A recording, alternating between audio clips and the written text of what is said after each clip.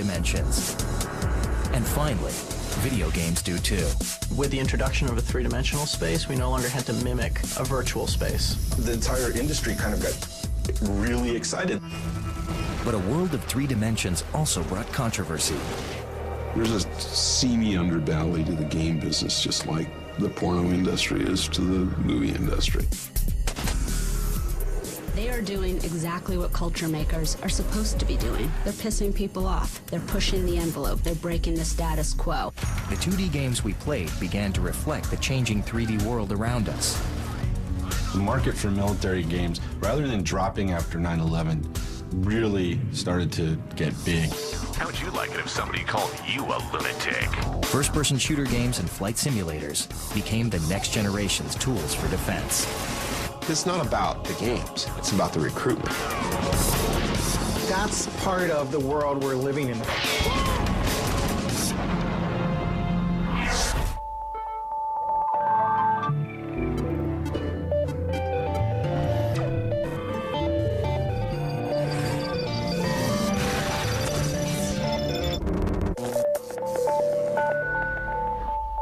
Presented by Best Buy, where this holiday, the wow's guaranteed.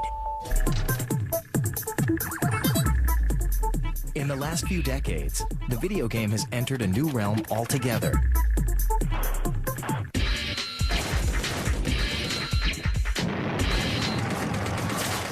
The third dimension. The power of games is in their ability to immerse people in a different world. The biggest change in video games has been the transition from 2D graphics to 3D graphics.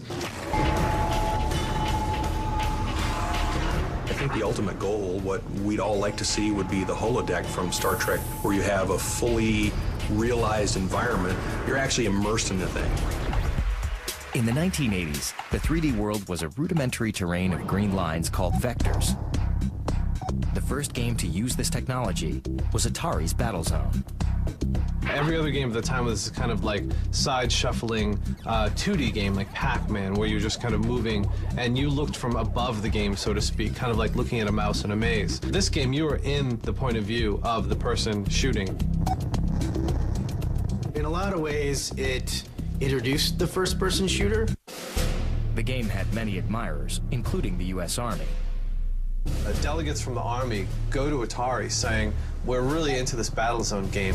Could you create a prototype as a way to use this as an actual training device for a new kind of vehicle that eventually would become the Bradley Armored Infantry Vehicle? It was perceived by the military as being important. They recognized that what Battlezone was and what video games were was that they're not simply toys, that because they're models, the same model that is an entertainment can be modified and used to teach things.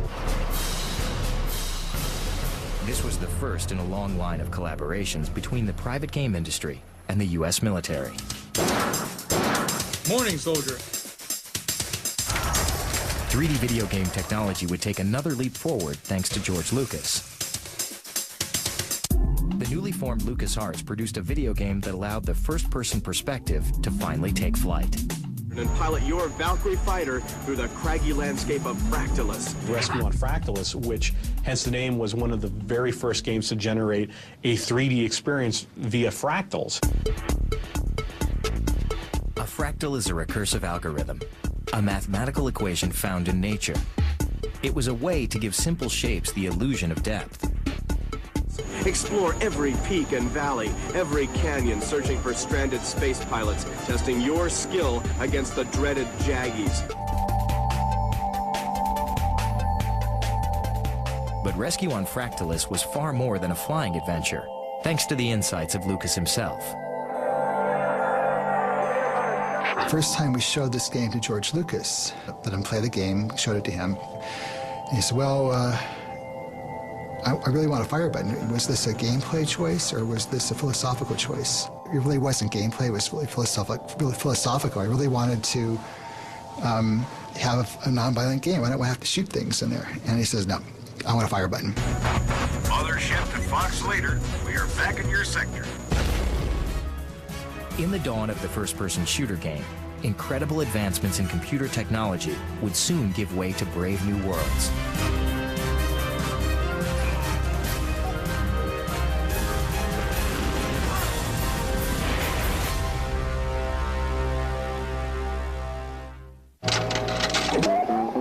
Although the use of fractals and vector graphics could not bring game designers' true visions to light, the 3D video game would take a giant leap forward in the 1990s, and it would be the PC that delivered it. CPUs were at the point where they could actually draw enough stuff on the screen that the games looked interesting. We weren't bound to 2D anymore. In the 90s, we got these new tools. We started to get processors, specialized processors that could do the floating point calculations of calculating what the light does in a world. That allowed the rest of the industry to take some of the new power of PCs and contemplate creating more mature, grown-up game experiences. The new processors allowed programmers enough computing power to create a true three-dimensional space. And no genre took advantage of the new technology in a more explosive way than the first-person shooter. A first-person shooter game is any game where you are the character. You're looking out of the eyes of the character. The shift from a third-person perspective to a first-person perspective, to have the horsepower to drive you, from a purely personal viewpoint, that was something I'd never experienced before. All of a sudden, you're inside the game. When people are shooting at you, they're shooting at you. So it really changes the way that you approach the game. They were frightening. The birth of the modern first-person shooter game occurs with Castle Wolfenstein 3D. Is there anything more fun than blowing away Nazis with a Gatling gun? Maybe, but it's pretty fun. The minds behind the fastest, bloodiest bullet fest of the day were John Romero and John Carmack, two programmers who worked together at a company called Softdisk in Louisiana. These guys all happened to be working there, and they met and they realized they were gamers, and principally it was John Romero. He was outspoken and he was funny and he was brash. And then there was John Carmack, who was a little more introspective.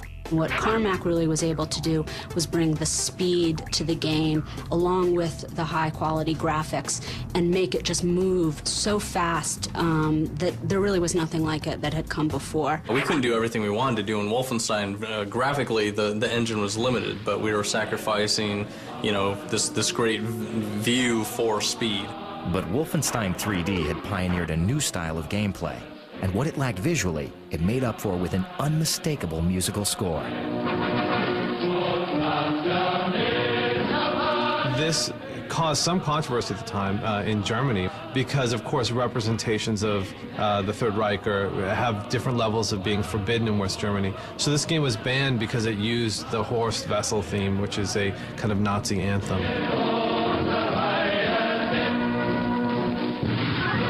We got listed on the evil list in Germany. They're not allowed to show the Nazi symbol, the Iron Eagle, like all that stuff in their country. They can't have that, and they don't want to show violence. They don't want to stir everybody up. Wolfenstein 3D was as controversial as it was popular, but it didn't take long for the creators to come out with an even with an edgier look at the first-person shooter games. They called it Doom.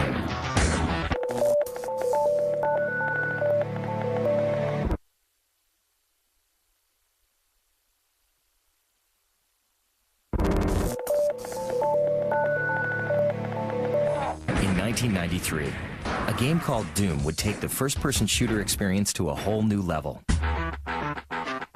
Doom started with a technology. The whole point of Doom was to make an engine that was way cooler than Wolfenstein, that had multi-level floors, multi-level ceilings, and light differences. In Doom, you were a space marine who got sucked into hell and basically fought monsters and all kinds of occult enemies. Not only did it have a higher frame rate than Wolfenstein 3D, it also gave players more weapons and better ways to dice up evil. If they destroy somebody and he just falls down, that's kind of lame. If he blows into meat chunks and flies off the walls, you know, that's okay as long as it's not too many meat chunks, I guess. They wanted to make the games they wanted to play. And the games they wanted to play, they didn't even know what they were yet, completely, because no one had invented them. But they knew that they wanted something different than Mario. The first-person shooter, something about the violence in it and about the sort of just unbelievable nastiness of it all actually is cathartic for these kids. That again, it speaks to them the way rock and roll spoke to their parents. It expresses for them something that they are not able to express in themselves, but they feel.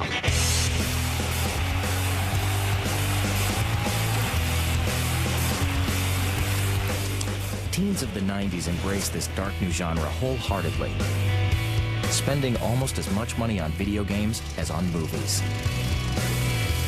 Sort of like analogous to Nirvana and what Nirvana did in the music world. These early shooters and what was happening in the PC world in the early 90s had that kind of spirit and energy. It was a rebellious sort of a punk rock, you know, a heavy metal, this big growl from the underground that people had never heard before. It was a dividing line. People on one side of the line did not get it.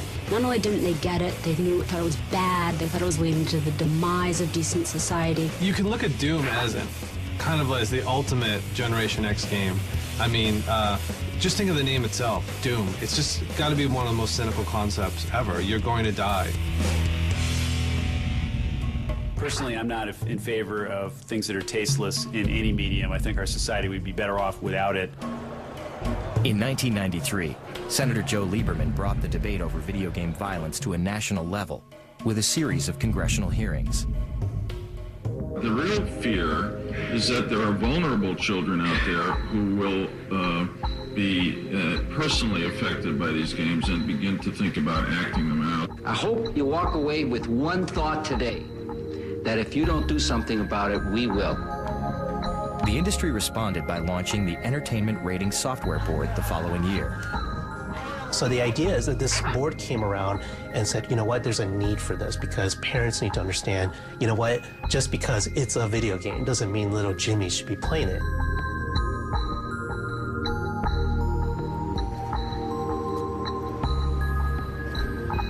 Even people who, were old 60s civil rights activists think this game is horrible, instead of seeing it as this really incredible outpouring of expression. I mean, maybe it's violent, maybe it's angry, but maybe we need to pay attention to what that's telling us about our culture instead of assuming that it's some kind of evil thing. Parents see some kid at his computer killing things over and over and over again without understanding the kind of mental game going on inside. It's just they see this physical representation of it and they freak out. They're like, it's training my kids to kill.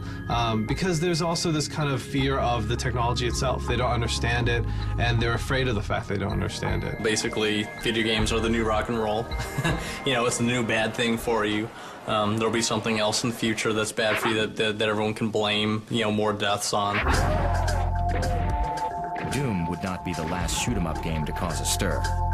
In the years to come, as the genre pushed new technological boundaries, it would also push the envelope of decency and good taste.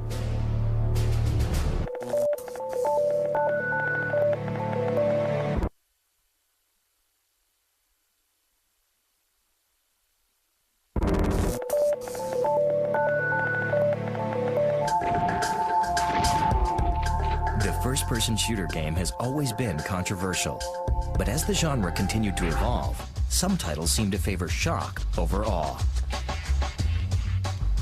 Traffic released a game called JFK Reloaded, which was basically a simulation of the events surrounding the death of John F. Kennedy. And in this game, what we wanted to do was to try and create a unique opportunity for people to experience the assassination, but from the point of view of Lee Harvey Oswald. The game makers studied the Warren Commission religiously, modeling the game for 10 months before releasing it online. So we created a ballistics model that was as close as we could get to the accurate speed of that bullet, the wind that was moving, the speed of the car at that time of day. And we used all of these factors in order to to create as close as possible a simulation to the actual events. The purported role of the game was to teach you whether or not the Warren Commission was a correct representation of how it could have happened. But in reality, it's a game about shooting JFK. The game had a popular following, but its run was cut short due to legal pressure from the Kennedy family. There's a seamy underbelly to the game business, just like the porno industry is to the movie industry. And you can swim in that cesspool if you want to, and you don't have to if you don't want to. And what these game developers won't do for a buck. I'd have to say probably Postal 2 is probably the most shocking game I've played. I mean, you know, depends on how demented you are. If you're really demented, you'll like the game, you know? And if you're not, then you totally won't be into it. There's something primal about Postal 2. There is something in all of us that wants to just get up in the morning and just go ballistic. And in many ways you would have to say, well, maybe games help relieve those feelings. Despite all the controversy, first-person shooter games remained America's top sellers. And certainly, I think they helped, quite frankly, sell PCs. And today we see companies now do very high-end PCs and laptops aimed specifically at a video gamer. So it's really been a synergistic relationship between game design and technology that has advanced both of those sciences to where we are today. First-person shooters put the player in the virtual world to simulate reality. But simulations were used in the art of war even before the PC existed. In 1929, Edwin Link constructed a machine that looked like a miniature aircraft, which could imitate a real plane's dips and dives.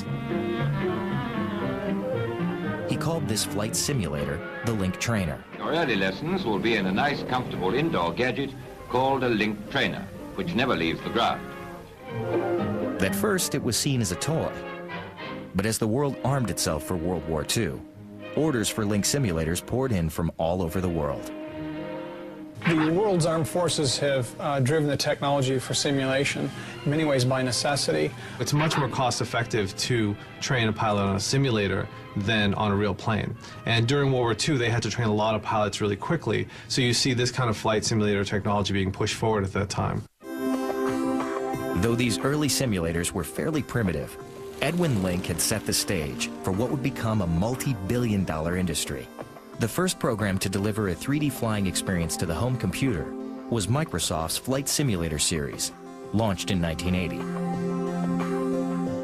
When we look at it today, we can look and smile at the way it looked visually, but it certainly in those days was cutting-edge technology. This software program puts you at the controls of the most realistic flight this side of FAA certification.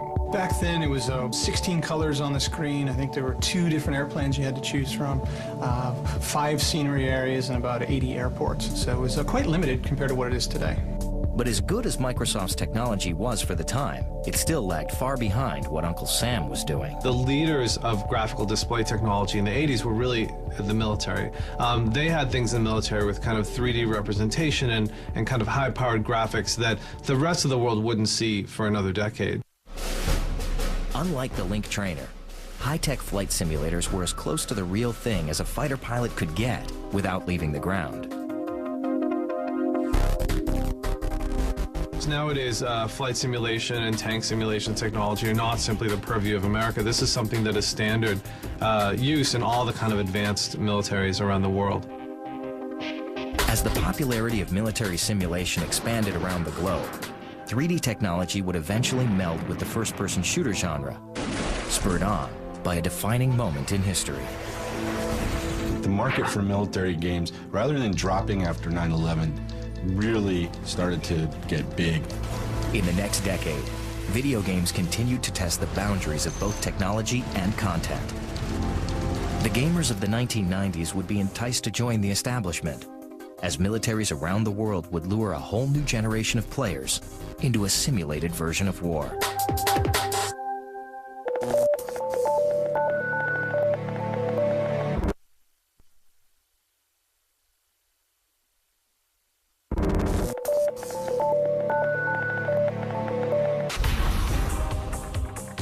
At the end of the 20th century, the first-person shooter had evolved into the world's most popular and controversial video game genre. Ironically, for all the debate, it was the government that needed it most. In fall of 1999, the U.S. Army was missing its recruiting goals, and in fact missing them by quite a bit. And the Assistant Secretary of Army came up with the idea that we should maybe consider using the video game as a medium. The U.S. government spent $7 million in seed money on a first-person shooter initiative designed to attract young recruits. But little did they know, the whole playing field was about to change.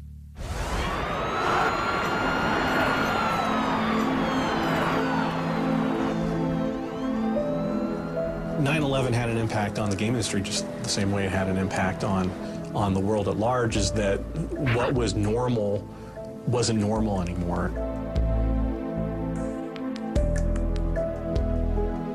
With America under attack, 9/11 brought a sense of urgency to the Army's first-person shooter project, which was already well underway at the Department of Defense. They called this new game America's Army.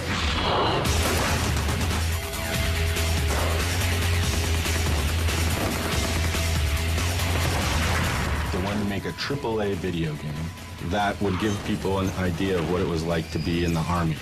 Morning, soldier. Today's task is to qualify with the M16A2 rifle.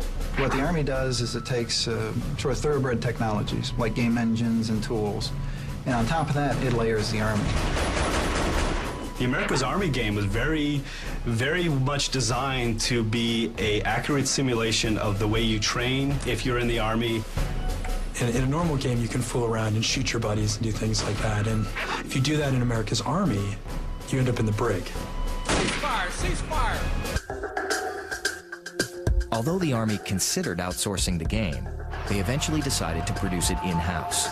What was significant about America's Army was that the Army just stepped up to the table and said, you know what, let's do this ourselves. And let's use this for recruitment, because there's a whole new generation of kids out there, and they've grown up on video games, and this is a way to reach them. And they said, well, if we can build something that kids get exposed to when they're very young, then they will consider a career in the Army when they turn 18.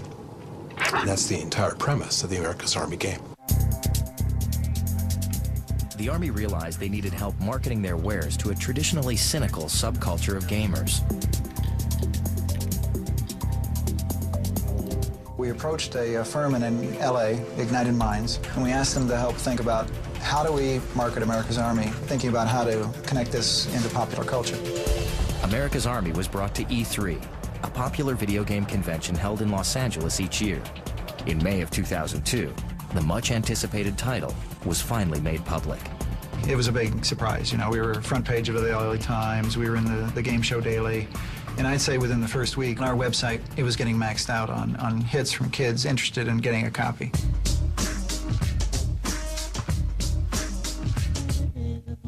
America's Army was widely accepted among gamers for its gritty details.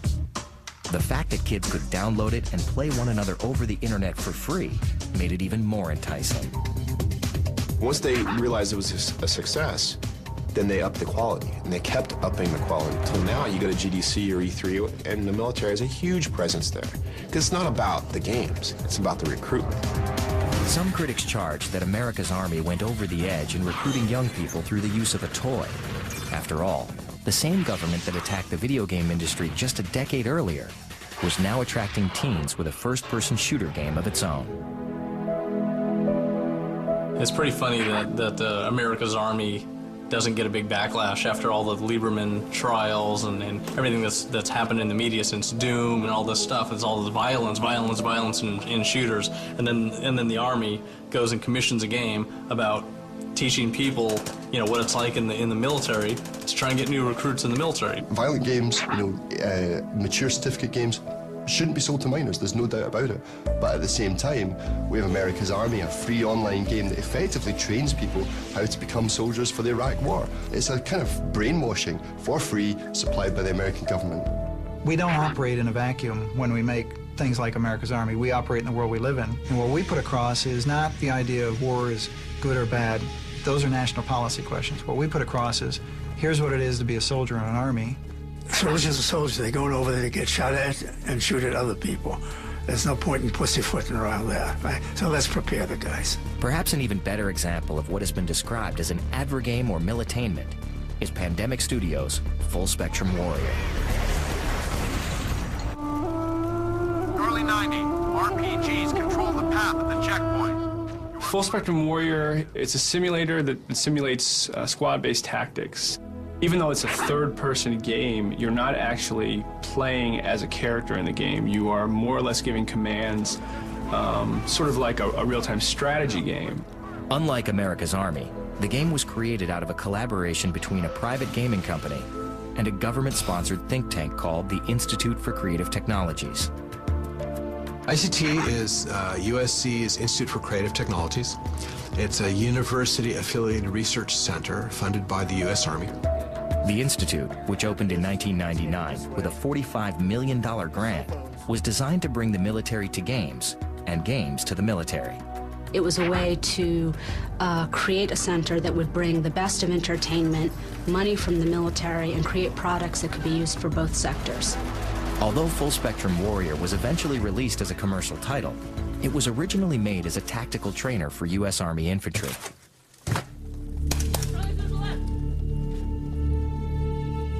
The soldier of the 21st century has to know a lot more than just his weapon. He has to know all the systems that he's integrated with, how he talks to the UAVs and the remote drones. It's a much more complicated system that he's part of now. In Fort Benning, Georgia, at the Close Combat Tactical Training Facility, soldiers now train in advanced simulators before facing the real battlefront. Well, what we do here is we bring in crews and we put them in these virtual reality simulators, and then they go through combat operations, a tactical combat operations in this facility, much like they would actually do it in a real war. Move out. Give me a steady platform. But the U.S. isn't the only nation using video games to train soldiers. Military simulation is now a worldwide phenomenon. The possibility still remains that the gamers of today will be fighting the wars of tomorrow in the virtual arena.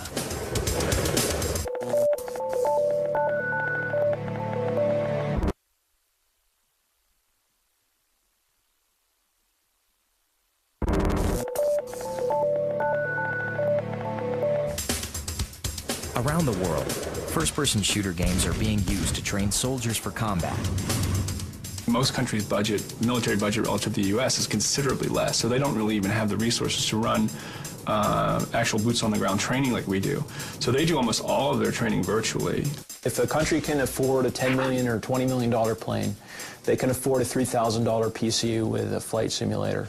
Virtual war training is utilized throughout Europe, Australia, and Southeast Asia. Companies like ITSA, the International Training and Simulation Alliance, actually work to link networks together to simulate larger conflicts around the world. For example, the U.S. Army has engaged in war simulations multiple times with Taiwan. Other countries, such as Singapore and Indonesia, engage in mock war exercises as well. Range 675. Driver up. Fire. Today, when we're trying to prepare our kids for increasingly virtual wars, it's not coincidence that they're going to end up playing video games. You know, this is the way wars will be fought in the future. And so the future of war is the interfaces and weapon systems going to look like games. It's going to have joysticks. It's going to all be electronic. In fact, we're probably halfway there in the military right now. These kids have grown up for 18 years with this controller in their hands. How can we get our tanks to be controlled with this similar controller? How can we get communication systems to be controlled in that way? They're trying to leverage basically the skills that players have learned over the years of growing up playing video games. This new technology is undeniably potent, but people disagree on its best application. There are great benefits in simulating war. Obviously, if you prepare for worst-case scenarios beforehand, you're better prepared.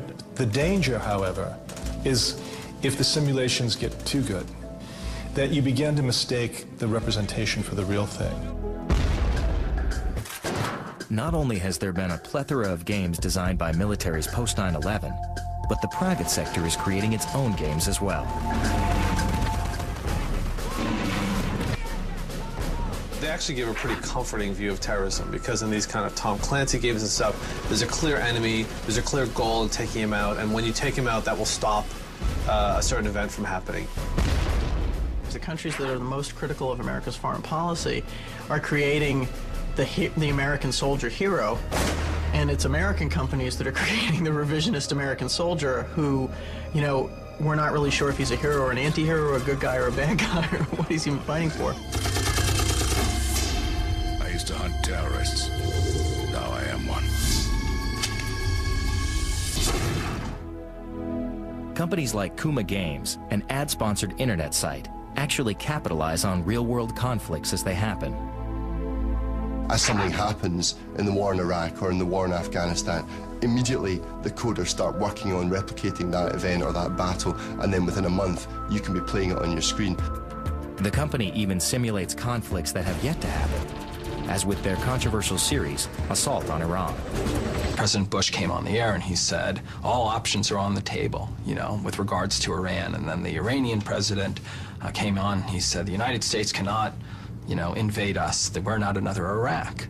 Kuma capitalized on the controversy by creating a scenario in which a U.S. strike team was sent into Iran to take out a nuclear target.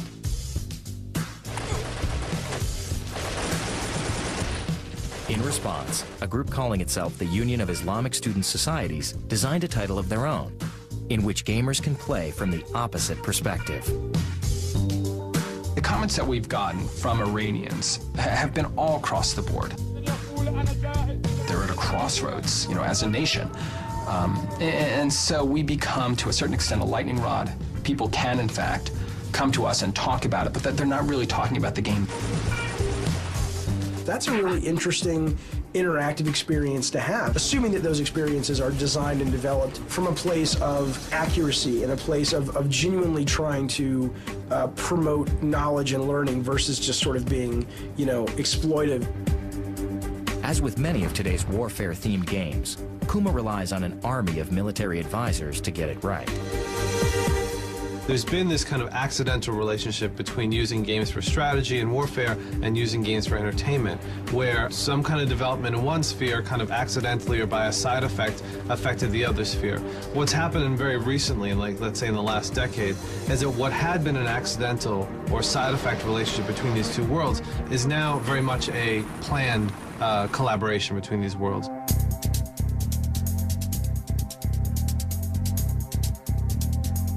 As further evidence of that growing relationship between the video game industry and the military, in March of 2003, as the U.S. invaded Iraq, Sony Corporation filed a trademark application for the U.S. military's catchphrase, shock and awe, apparently for use as a future PlayStation title.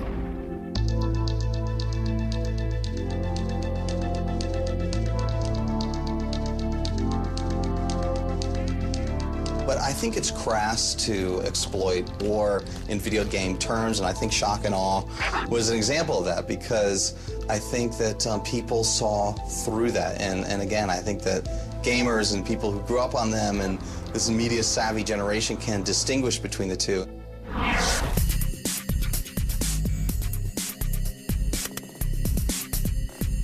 3D video game technology and first-person shooters have become synonymous with American military training, modeling, and recruitment.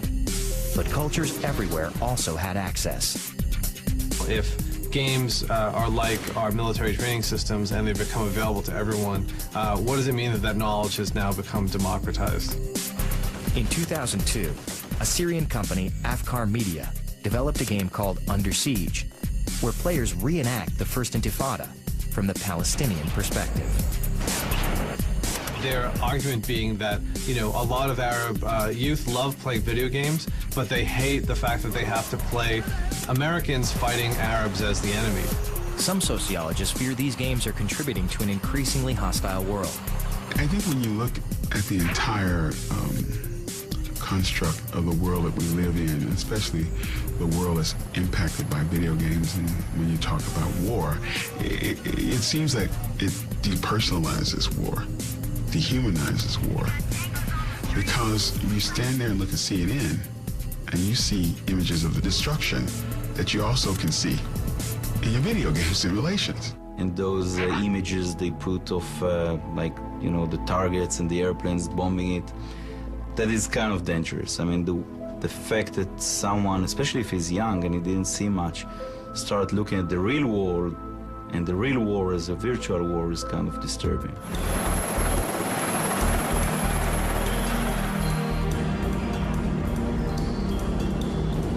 For many reasons, war has become like a video game. But there's a basic way in which war is not a video game, in that one of the huge appeals of video game is actions without consequence. And that's where people begin to feel uneasy with things like America's Army, where it's drawing you in with this idea of no consequence to your actions, when in reality, war has the ultimate consequence, which is the death of other human beings and the death of yourself, perhaps.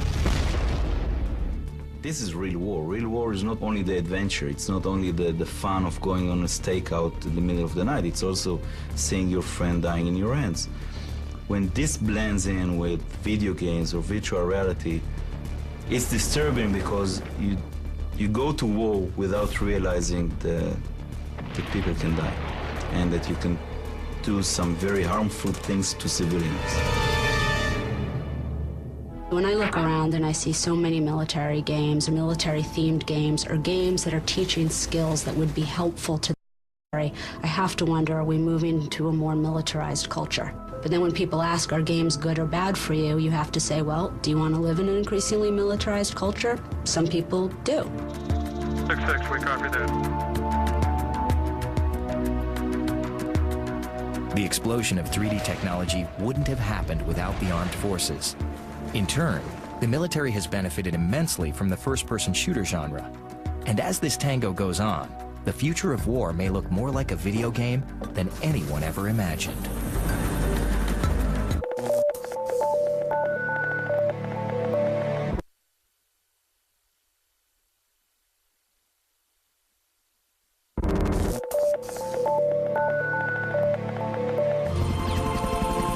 As 3D video game technology evolved, the immersive world of games has moved beyond the virtual and crossed over into real-world military applications.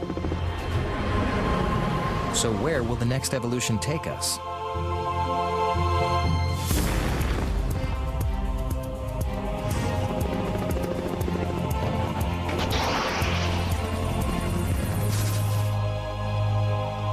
It's kind of like this ideological escalation through game technology, and it just makes you wonder, isn't there a better way to use this? Bucking the current trend, Sweden is actually attempting to use first-person shooter technology to ease tensions through their game Foreign Ground. Paid for by the Swedish Department of Defense, this international peacekeeping game teaches soldiers soft skills like negotiation, rather than just relying on combat skills.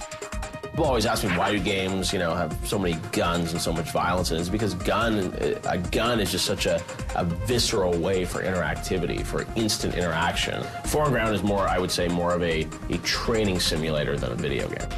Americans are also starting to find potential in the medium, beyond the obvious military applications. The same groups that went and learned a lot about, game technology and building America's Army are now doing research of how to use games and virtual worlds to do post-traumatic stress treatment and a lot of other very important things. Dr. Albert Skip Rizzo, director of the Virtual Environments Lab at USC Los Angeles, is leading the way in this relatively new field. Post-traumatic stress disorder, or PTSD, is a response to extreme trauma. It's anything where somebody is traumatized beyond the realm of normal human experience. Dr. Rizzo uses virtual reality exposure sessions to help military veterans overcome post-traumatic stress.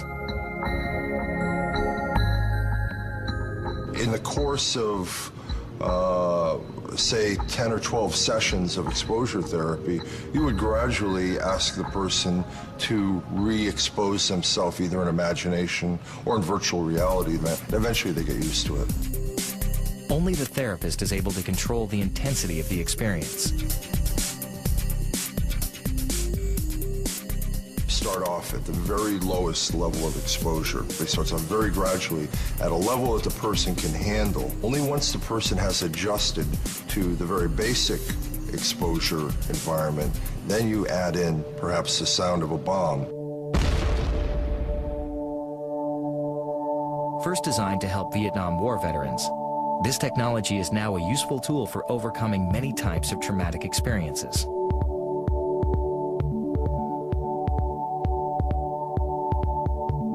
People have applied it for the World Trade Center experience. They've applied it for motor vehicle accidents, for other combat situations in Europe. Psychologists are not the only ones attempting to make the world a better place. A company called Games for Change is also utilizing the technology in innovative ways. Generally, what it means is that games can be used for purposes other than just entertainment. Asi Borak, a former intelligence officer in the Israeli army, and his partner Eric Brown have created a video game that strives to find peace in the Middle East. Peacemaker is a strategy simulation about the Israeli-Palestinian conflict. The most important thing is that you play as either perspective, as the Palestinian president or the Israeli prime minister. It's a simulation game. We did something very restricted in the sense that you can do what a leader can do, and you can play both sides. As world politics enter a new phase in the post-9/11 era, so do the politics of video games. You know, we live in a world that seems to be getting increasingly dangerous, increasingly nationalistic, increasingly let's stay isolated from each other. And fortunately, all the technologies are coming to actually allow us to reach beyond those boundaries and actually connect to other people. There's no doubt video game technology is becoming an integral part of our world. But will it be our downfall or our salvation? Gee, I can use this pen to write something which is going to save millions of lives. I could use this pen to write something which is going to send millions of people to their deaths. Oh my God, the pen has the power. It has nothing to do with the pen. It has nothing to do with the computer game. All of these things are enablers, they're levers, they're tools for our own human brains. It's just us. We can't, no matter how much we would like to, slough off any of the responsibility of our own decisions onto our artifacts and say they made the decisions.